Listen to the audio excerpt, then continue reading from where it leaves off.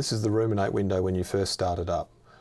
Before we get into how to use the program, I'd like to cover a bit of background information on why Rumen8 was created.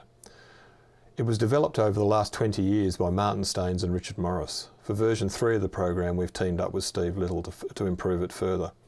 We've made Rumen8 primarily for Australian dairy farmers. One of our main goals is user friendliness. There are plenty of other dairy nutrition programs out there, but because they're more time consuming and more complex to use, they usually tie you into getting professional nutritionist help. Our focus is to provide a tool that can be used by farmers on farm regularly to adjust their own diets with periodic help from a professional. We think nutrition decisions for your dairy cows are too important to be made infrequently on a visit by a nutritionist. Farmers should be reassessing the diets of their cows every couple of weeks at least.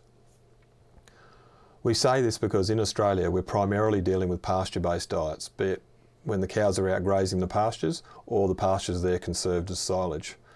These diets are changing in quantity and quality throughout the seasons, and the supplementary feeds fed with them are also changing, particularly in cost. So having the tools actually on farm to adjust your diets to match what the cows are getting in the paddock now, while maximising your financial margin over feed cost, is going to result in the best outcome for you as a farmer. That said, we strongly recommend anybody who uses Rumen8 to get themselves off to at least an introductory nutrition course.